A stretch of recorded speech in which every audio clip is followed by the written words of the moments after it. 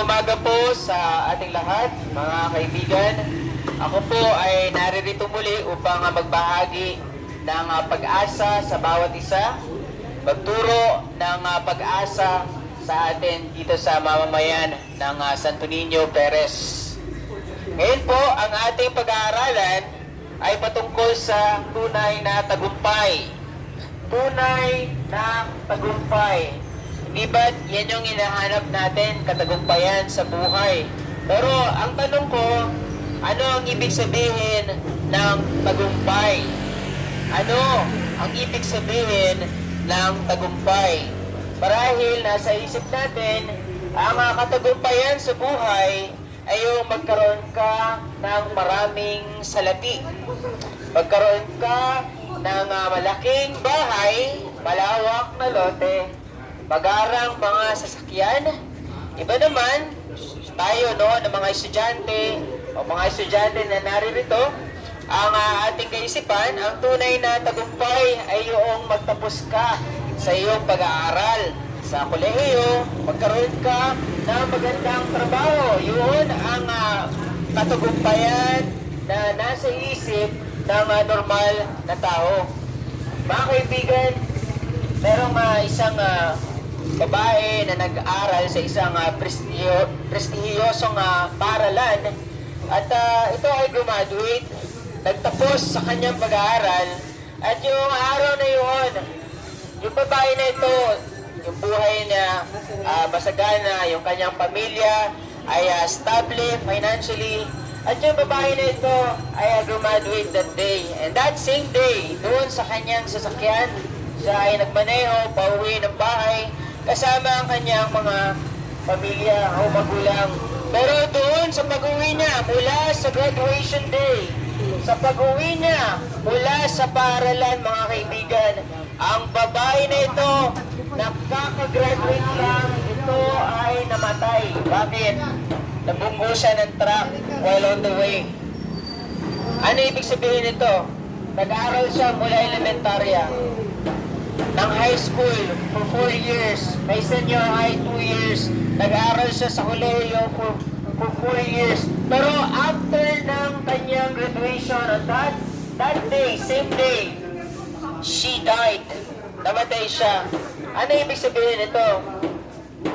Na ang buhay na ito ay walang kasiguraduhan. Ang buhay sa mundong ibabaw, walang kasiguraduhan.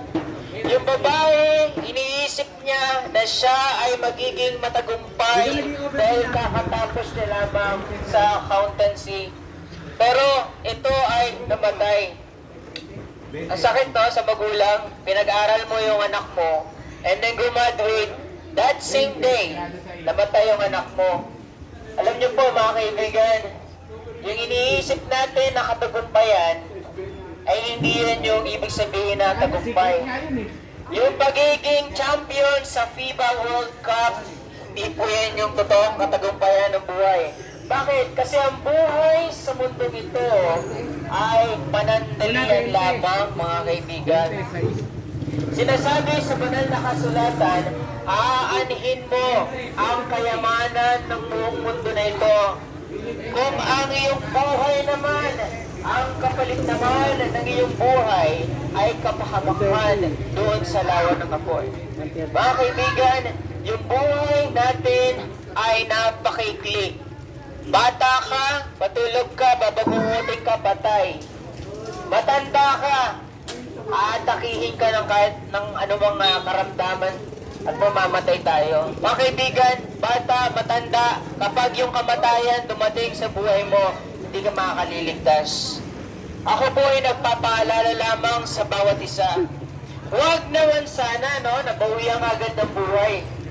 Pero, alam niyo po, maganda rin naman na meron tayong salapi. Masagana ang buhay natin, di ba? Ito ay mayroong kagaanan sa buhay natin.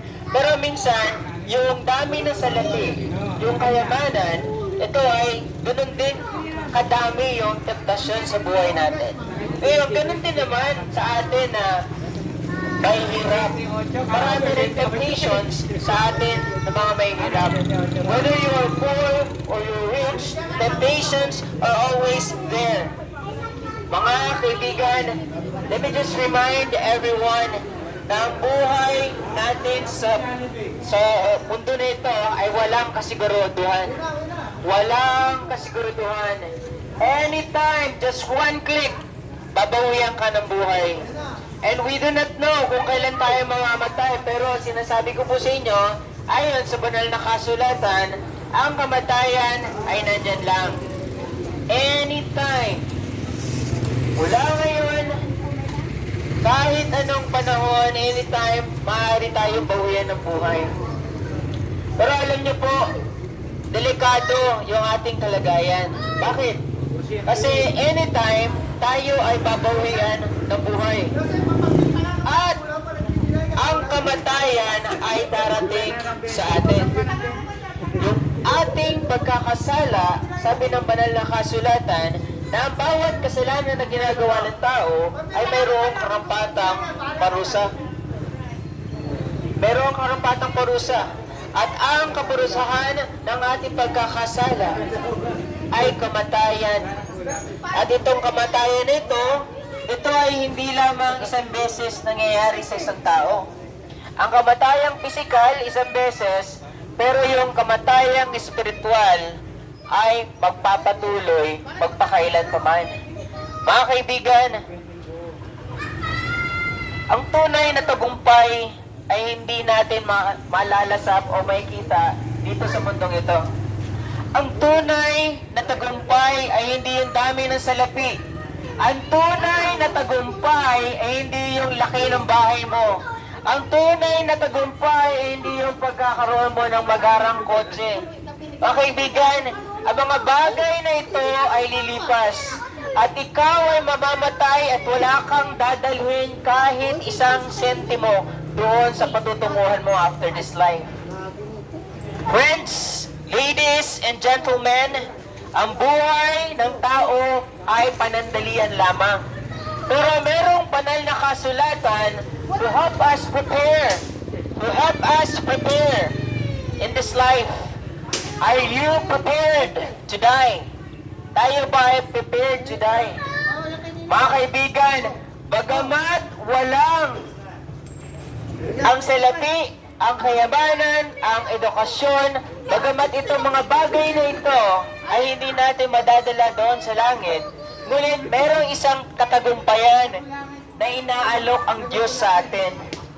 Mga kaibigan, ang katagumpayan na ito ay higit pa sa iniisip natin.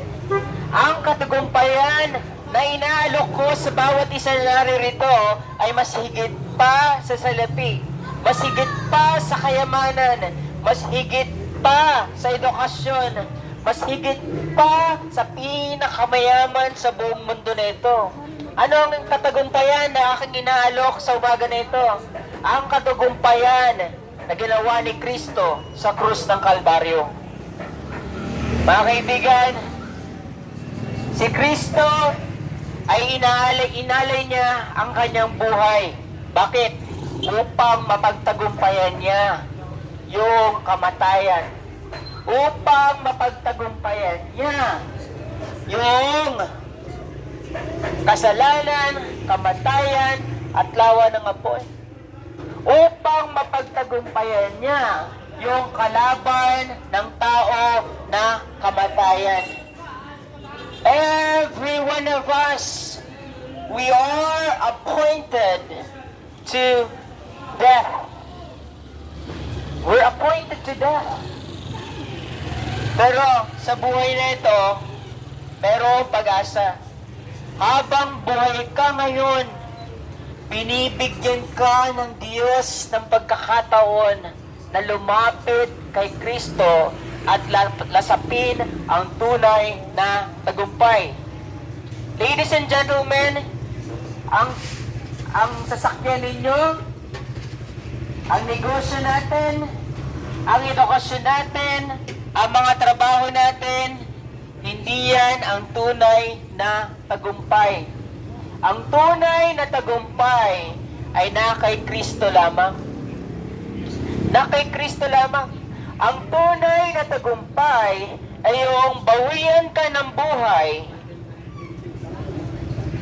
anytime mula ngayon at ikaw ay tutungo sa langit dahil kay Kristo Jesus. Ang tunay na tagumpay ay yung paglapit kay Kristo bilang Panginoon at tagapagligtas. Mga kaibigan, ang tunay na tagumpay ay na kay Kristo lamang.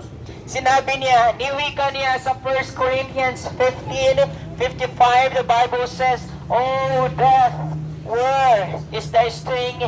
O grave, where is thy victory? The sting of death is sin. The strength of sin is the law."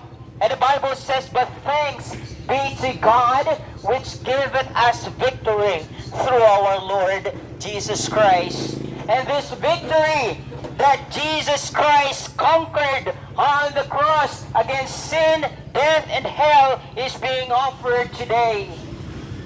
Ladies and gentlemen, ang tunay na tagumpay ay kay Kristo lamang. Ang tunay na tagumpay ay ating matatamo kung tayo po ay lalapit kay Kristo Jesus, magsisi at manampalataya sa kaniyang mga ginawa doon sa krus ng Kalbaryo. Mga kaibigan, binalaan na tayo ng banal na kasulatan, "For what shall it profit a man if he shall gain the whole world and lose his own soul? What shall a man give in exchange for his soul?" Mga kaibigan, walang kapakinabangan yung mga inipon natin sa ating mga pitaka. Walang kapakinabangan yung yaman mo sa bangko, yung pagpundar mo sa malalaking bahay, pagpundar mo sa magagarang sasakyan, yung pinag-aralan mo, yung titulo, ay walang halaga kapag ikaw binawian ng buhay. Kapag binawian ng buhay ang isang tao, lahat ay iiwanan. Wala kang dadalhin ni isang sentimo doon sa patutunguhan mo. Ulit, alam niyo po ba, yung mga hindi lumapit kay Kristo, mga hindi nananampalataya kay Kristo, mga kaibigan, sinasabi ng banal na kasulatan, kung tayo ay hindi nananampalataya kay Kristo, tayo po ay hinusgahan na. Tayo po ay maaaring mapahamak sa lawa ng apoy. Friends, this is the hope of mankind. Jesus Christ and Him crucified. Jesus Christ showed us the great love of the Father wherein He loved us. Minahal niya tayo at ito ay pinatunayan niya nung kanyang isinugo ang bugtong na anak ng Diyos, mga kaibigan.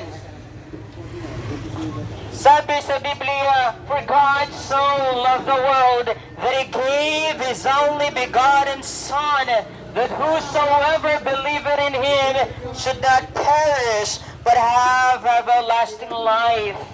For God sent not His Son into the world to condemn the world, but that the world through Him might be saved. He that believeth on Him is not condemned, but he that believeth not is condemned already, because he has not believed in the name of the only begotten Son of God." Everyone, ang daan sa katagumpayan laban sa kasalanan, laban sa kamatayan, laban sa lawa ng apoy, ay yung pananampalataya sa bugtong na anak ng Diyos na si Kristo Jesus. Kaibigan, ang katagumpayan na ito ay inaalok sa atin sa umaga na ito. Come to Jesus Christ. Come. The Bible says, He that cometh to me, I will in no wise cast out. Mga kaibigan, hindi kayo tataboy ni Jesus kung ikaw ay lalapit sa Kanya sa umaga na ito ng may pananampalataya. Ang katagumpayan ay hindi yung yaman. Ang katagumpayan ay hindi yung kasikatan. Ang katagumpayan, hindi yung karangyaan. Ang katagumpayan, hindi yung nagagarang bahay, malawak na lupain, nagagarang mga sasakyan. Mga kaibigan, ang tunay na tagumpay ay kay Kristo Jesus. O death, where is thy sting? O grave, where is thy victory? The sting of death is sin. The strength of sin is the law. But thanks be to God, which giveth us victory through our Lord Jesus Christ. If we will come to Him in faith, we will be more than conquerors through Him that loved us. Mga kaibigan, the invitation is this: come to Jesus Christ, believe on Him, and you shall be saved. Tayo po ay magsisi sa ating mga pagkakasala. Repent, turn away from sin, and turn to God by believing on the Lord Jesus Christ, His only begotten Son.